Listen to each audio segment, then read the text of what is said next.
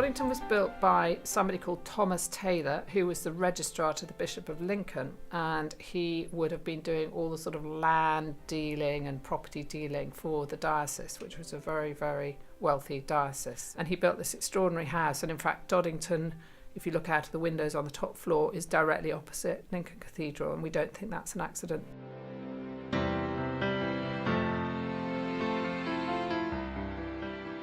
So these tapestries were nailed to the walls in the 1760s by John Delville. And since then, we had things like coal fires in the bedrooms, lots of UV light coming in through the windows, and dirt and dust, and they'd never been taken down or cleaned or anything. And what happens is that the UV light basically makes the colours fade, and it sort of corrodes the fibres. And even though we'd stopped having coal fires, we'd put UV filters on the windows and everything, they were still getting worse because the dust was in them and eating into the fibres. So we knew we had to do something soon, take them down, wash them at the very least, and then contemplate how we might possibly raise the huge sum of money to actually do the conservation work that was required.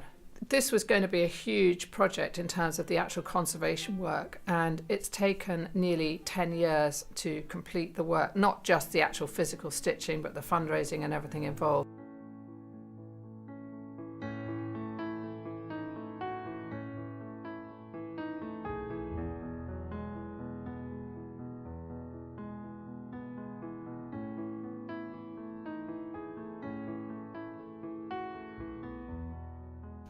The conservation project started all the way back in 2006 when the Doddington Hall Conservation Charity was set up. This allowed funds to be raised to conserve the tapestries in two different rooms. The Holly bedroom, which was conserved between 2014 and 2016, and the Yellow bedroom, which is this room, which we started in 2016 and we have just finished conserving.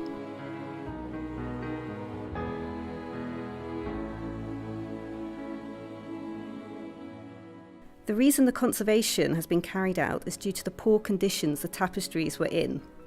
Hundreds of years of fires heating the hall has led to a thick layer of soot covering the tapestries, obscuring the detail in the images, and the wool in many places has degraded, leaving areas of loss due to light damage, pests and strain of the weight of the tapestries.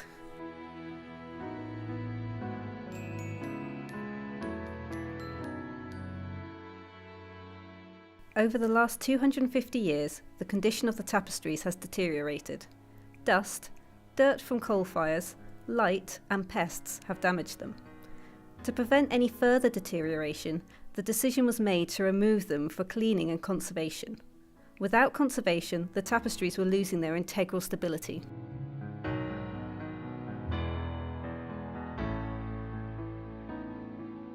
Tapestry conservation is essentially the practice of stabilising and preserving tapestries for future generations. It differs from restoration in that we place an emphasis on preserving as much of the original material of the tapestries as possible, as well as any evidence of the past use. For example, where a restorer might replace damaged areas and remove previous repairs, we would stabilise areas of damage and keep previous repairs in place, so long as we're not causing tension or distortion to the tapestries.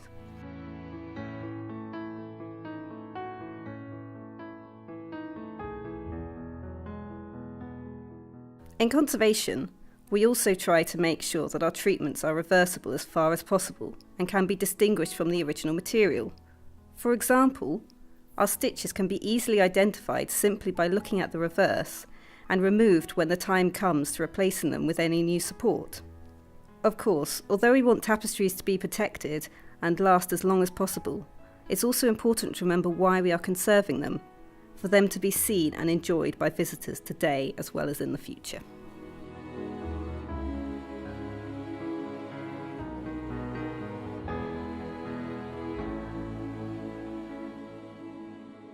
The very first part of the conservation process was to remove the tapestries from the wall. Although this sounds easy, there were nearly 2,000 nails holding the tapestries in place which had to be removed. The next step was to surface clean the tapestries. This was carried out using vacuum suction. Due to the high level of soiling, several bags of soot was collected. Once surface cleaned, the tapestries were wet cleaned at a specialist facility in Belgium called the Doddington Centre. They cleaned each tapestry by laying it out on a flat suction table, then spraying it with a fine mist of water and detergent. They then rinsed the tapestries, and the dirty water was sucked through the tapestry and suction table until it ran clear. The Doddington conservators said they were the dirtiest tapestries they had ever seen and had to encourage the dirt out with a soft brush. They then dried the tapestries by blotting them with cotton cloth and drawing air through the tapestry on the suction table.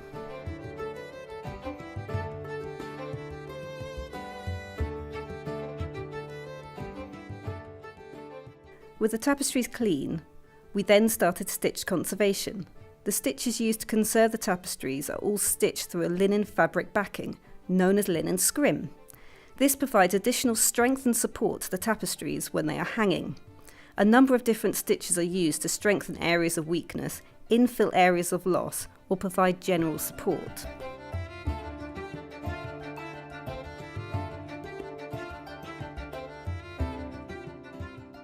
The next step is to attach a lining to the tapestries. Lining the tapestries is an important part of tapestry conservation, as it protects the tapestries from dust and pests. On top of lining, we also stitch Velcro, which we use to attach the tapestries to the wall. It may seem an odd way to attach tapestries to the wall, but it's a very effective way of spreading the weight evenly across the whole width whilst providing secure fixing. Although Velcro didn't exist in the 18th century, if it did, I'm sure they would have used it instead of thousands of nails. Finally, we reinstall the tapestries. The tapestries are rolled onto a drain pipe and hoisted onto its end from the scaffolding before slowly unrolling it whilst attaching it with Velcro as we go along. Working with large and heavy objects such as tapestries can lead to many challenges. As we have been carrying out the conservation work inside the hall, we have taken over the drawing room. To do this, we've had to move a lot of furniture to make space for the tapestry frames and create floor space for pinning and rolling the tapestries.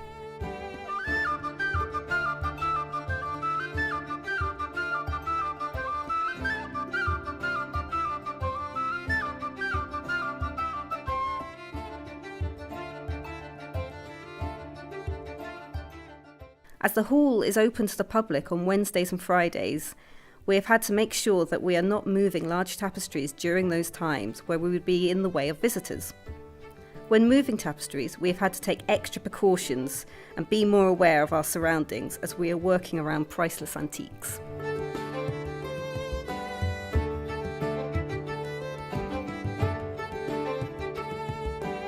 We are all incredibly happy with the results of the conservation work carried out, and it's very satisfying to see the tapestries back on the wall and in a stable state.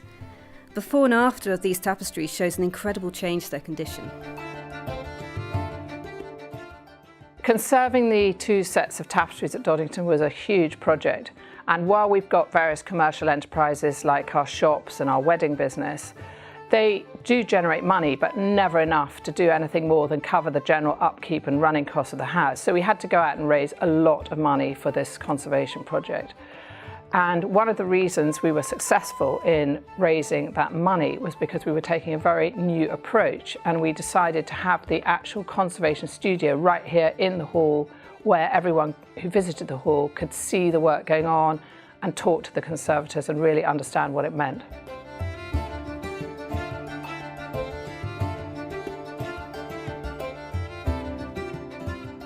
And the other reason the funders got behind it was that we were going to open the yellow bedroom, which was the second of the sets of tapestries we were conserving, for the very first time to the public.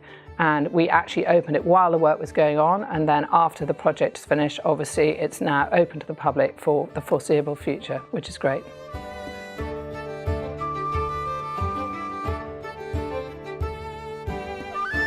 It was brilliant having the conservators here in the house. And we're a bit sad that they've gone, but thanks to a big Heritage Lottery Fund grant, we've been able to create some displays which explain the whole story of the project from beginning to end. It talks about why the tapestries were put on the walls in the first place, how they were chopped up and mixed up and nailed all over the place, why they were cleaned, why the work was important, and most importantly, you can find out what we discovered under the tapestries when we took them off the walls.